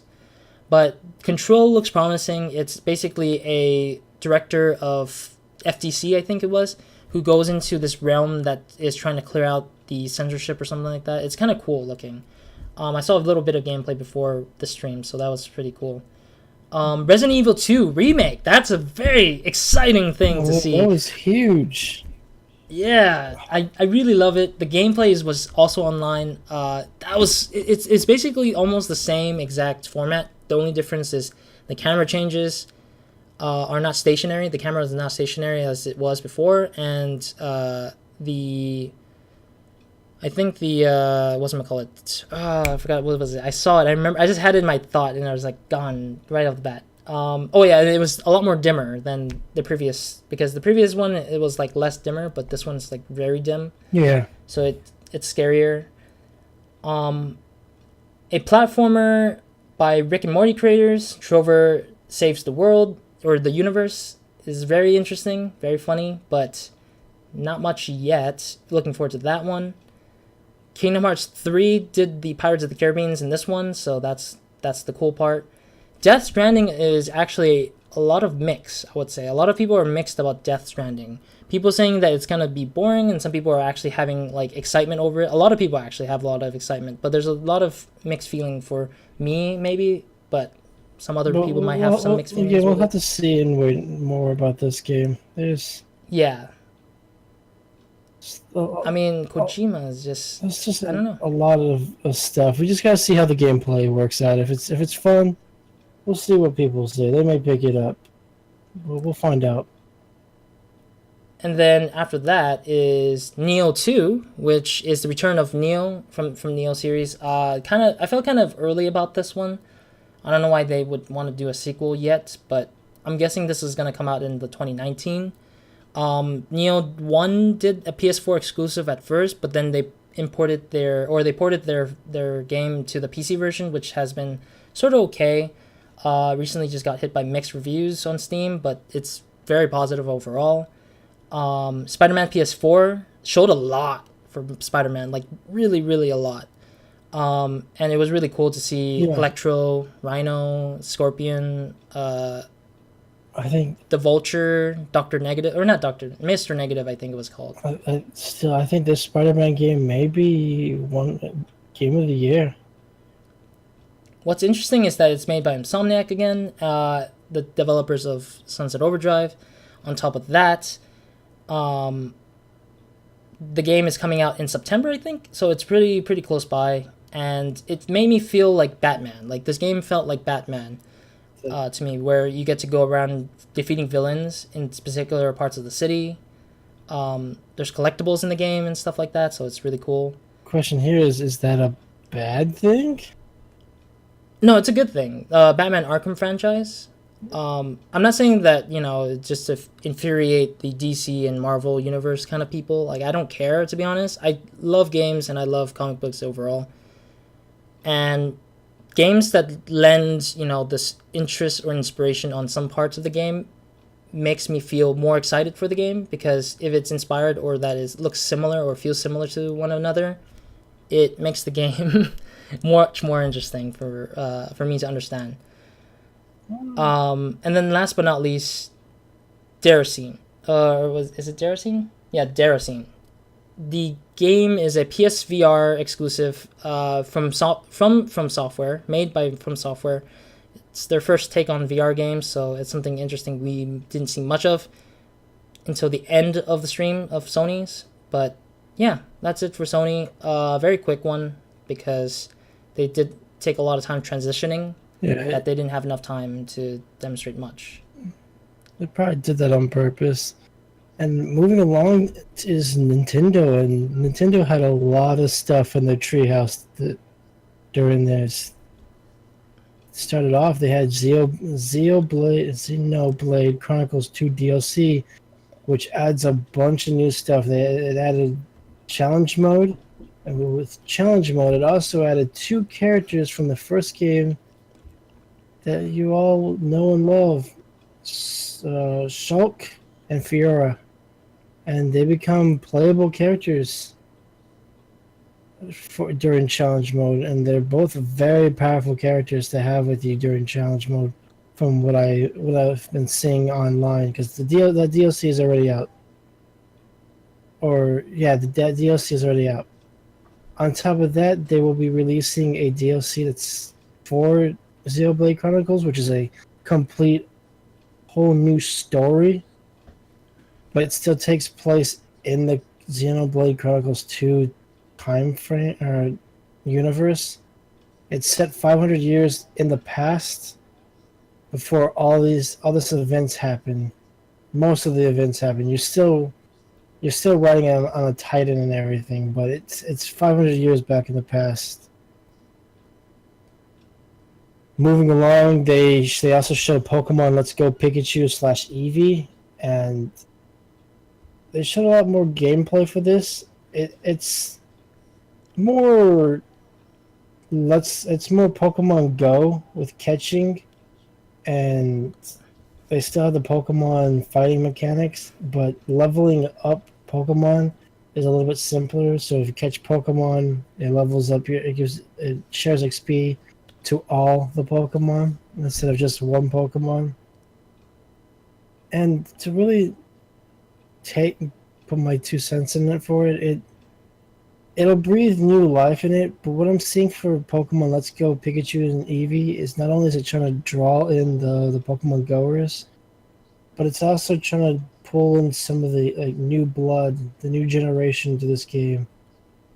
And it's really just a casual game. It's not like the main core series Pokemon games. It's just more casual. Just play the game for a little bit, have fun. Because they've already stated that they are developing a core game.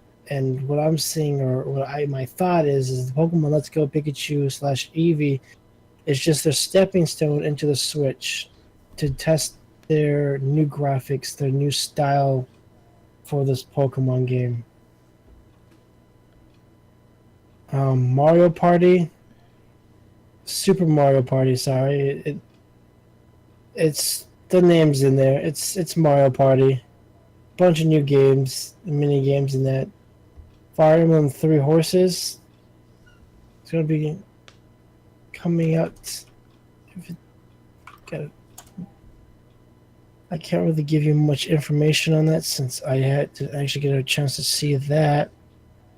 But it's updating its gameplay style. It's going with a more cartoony 3D style, which is actually not too bad looking. And a whole new setting. Fortnite is now on the Switch. So if you guys wanted to play Fortnite on the Switch, it's on the Switch. Problem is, if you have a Fortnite account, you can't transfer your data over from Sony to it. So you're gonna have to be starting over completely. So that sucks.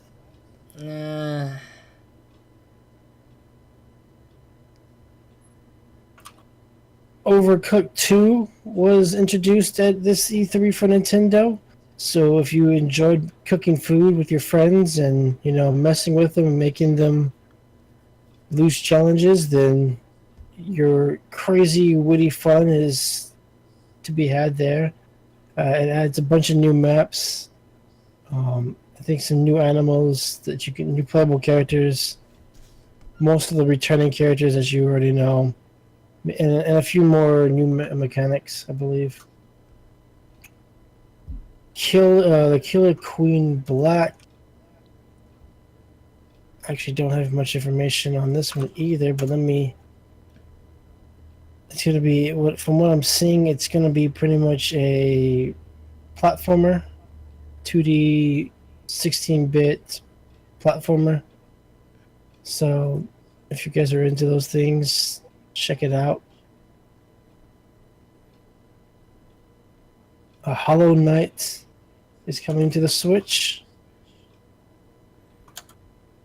Hollow Knight is like a platformer with. It's also a 2D roguelike kind of. Oh no, Metrovania. There we go. Yeah, Metrovania style game. I actually got to see play some gameplay on it, and it's actually a really cool game. So, like Roz said, it's a Metrovania roguelike style platformer. So if you guys get a chance, with a little bit of mixed in there with Dark Souls. Really, I didn't actually thought about that. A little sprinkle of Dark Souls, because you do collect like souls and or not something similar to souls. It's like a currency that you use in the game. I don't know what it's called, but if you die, you lose it, and you have to you have to start all over again. So it has a little bit of that in there.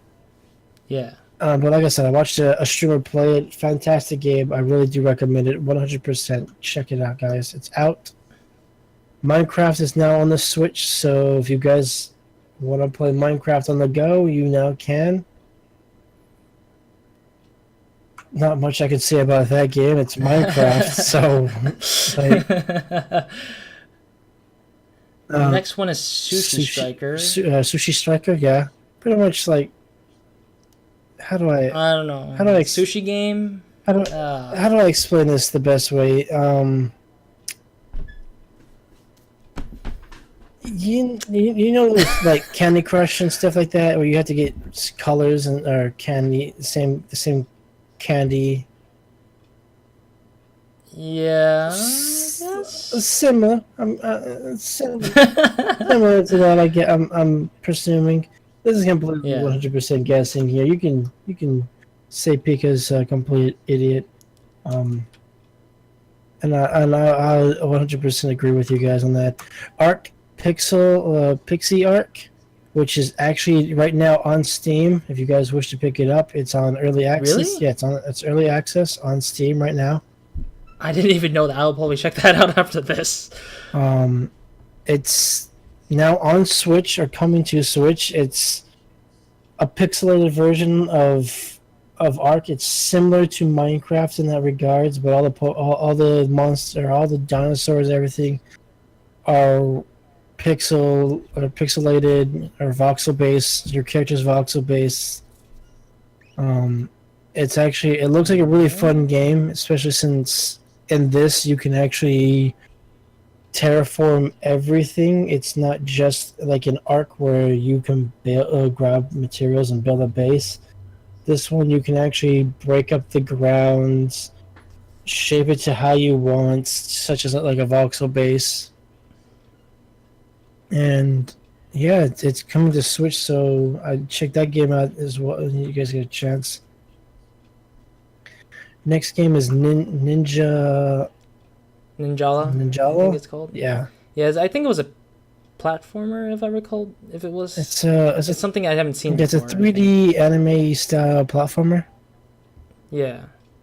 It looks pretty interesting. Not much I can really go over that one. It's hard to explain on that one. Monster Hunter for the Switch is going to be coming out. This one, it's going to be pretty much what Monster Hunter. I think it was XX. like. I think it was portable or something. Yeah, I think it's something like related to the portables. So I think you're probably right. It's probably Monster Hunter Portable. So that's coming to the I forget what Switch. it is, so if you guys own a Switch, that's the one. If you guys are huge fans of The World Ends With You, you're in luck. This one is actually coming to the Nintendo Switch. So I think they also showed some game. Yeah, they showed some gameplay of it. Yeah, they did. They had to completely restructure the game or redo it. So this is slightly remastered, redesigned for the Switch, because if you guys remember, it came out on the 3DS, and its mechanics for that was made for the Nintendo's 3DS. So not the 3DS, the Nintendo DS only. Oh, for the Nintendo DS, sorry. And the bottom screen. I don't know if they have one there. They haven't. Yeah, they don't have it. But I was getting the DS and 3DS mixed up. But yeah. As you know, on the bottom you had where you did all your pens and stuff. So they completely remastered it for the Switch. But same story, same everything. Everything's just been remastered. It's I believe in 4K. All right. So newer visuals, everything's new, redesigned, same story though. Yeah. Moving along, they showed Mega Man 11. This was kind of the newest, which was it's the newest installment of Mega Man, basically, like the platform Mega Man. And it was a little surprising because it reminds me of Mighty Number 9. It's not from the same developer. It's not from the same developer, no, but it reminds me of the same style that they had, which makes me kind of sad. Like, did Mighty Number 9, scare you guys so much you had to make another Mega Man? No, game? I think they wanted to like show proof that Mighty Number 9 was not successful because of some certain reason. I don't know. I feel like I'm not saying this is true, but I feel like they kind of wanted to just shove it in their faces that Mighty Number 9 didn't do well because they didn't have the same team that made the Mega Man games. Or it was more like they didn't have the same funding Mega Man has. Yeah. I don't know. Mega Man 11 nevertheless is coming. new Yeah. visuals, new story, same platforming skills. It's the same. The biggest game though on this list, guys, by the way, is Super Smash Bros. Ultimate. And why this is the biggest game on this list is because there's over 68 characters or 66. One of those two numbers. There's a lot of characters. Let's just be completely honest. Yeah. And any character that's ever been in the Super Smash Bros. Game is in this game. So you name them, if they've been in Smash, they're in this game as either a playable character or a trophy. And the two biggest characters that they introduced from here were the Inklings and Riley. Oh, the Riley meme. He looks incredibly powerful. Everybody wanted a Riley because he should have been in there. So they gave him that. On top of that, they also added Echo Fighters, which are pretty much fighters who have the same move set as another character. So instead of making them their own character, they just made them Echo Fighters of that fighter. Oh yeah. So I don't know how that's going to work out. The smashes have all been worked out. Graphics have all been increased and made shinier. Everything's been improved. All your original amiibos from the Wii U will be usable in this. So if you have that, you can use them in this game. If you have any FP data saved on any of those amiibos, those will be transferable over to this game. Ooh. So if you have like the highest level amiibo on your team that you like to practice with, you'll be able to be transferred over to Super Smash Bros. Ultimate, and you can go from there. Other than that, Awesome. there's not much information being said. It's the same style of Smash. Just that every map now has a void abyss mode or a voice version of it. I can't remember what they called them. I'm probably gonna get told what it is. An alternative version, kind of Yeah, style. kind of alternate, but it has the abyss. On top of that, they also show that when characters are leaving the camera zone, it'll let you know where they are on the map. So if they leave the first box and go into the second box towards the out box, it'll show you where they are on that map, so you'll know where it is. Depending on what color you are, so if you're blue, yellow, red, or green, or one of the other multiple 8 colors, if you hit somebody and knock them off, now a trail of that color smoke follows you. So if you hit somebody and they go flying off the map and you're blue, it shows a blue trail of smoke of that character.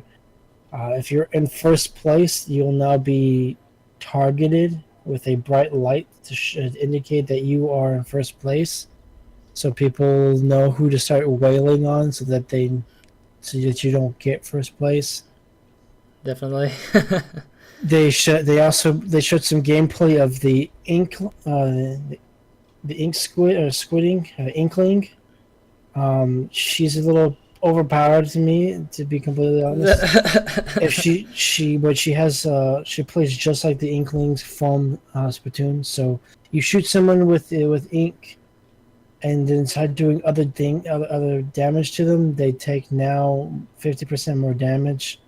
They fixed the damage intake on depending on if you're 1-on-1 or versus multiple players. If it's multiple players, damage is less than what it would be if it's just you and another player. It's so that the games seem a little bit more fast paced and quicker, so they can get through stuff like that.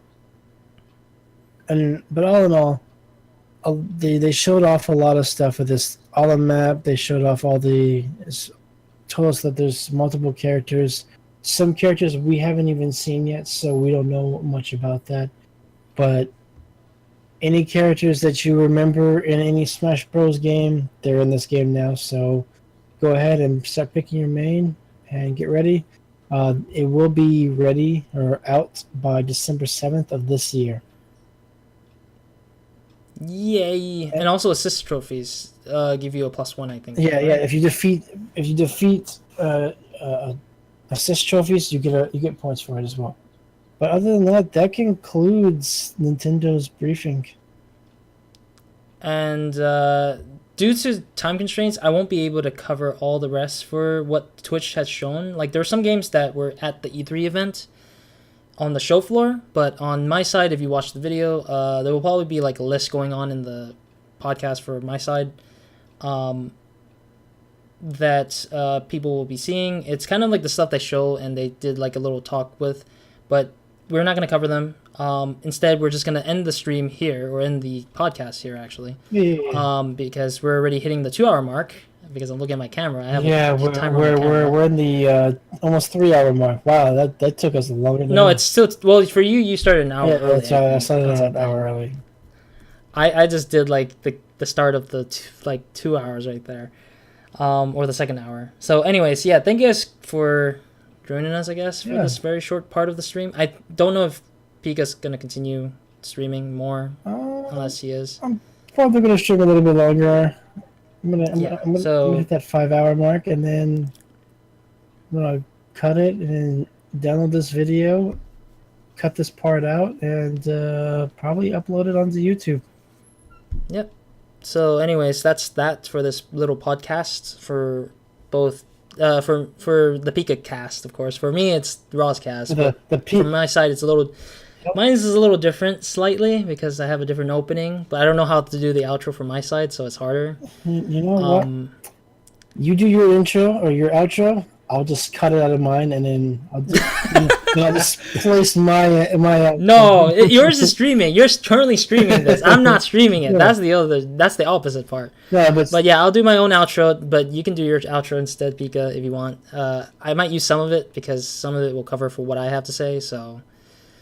But yeah. Other than that, guys, thank you so very much for joining us for this podcast style stream. I had fun.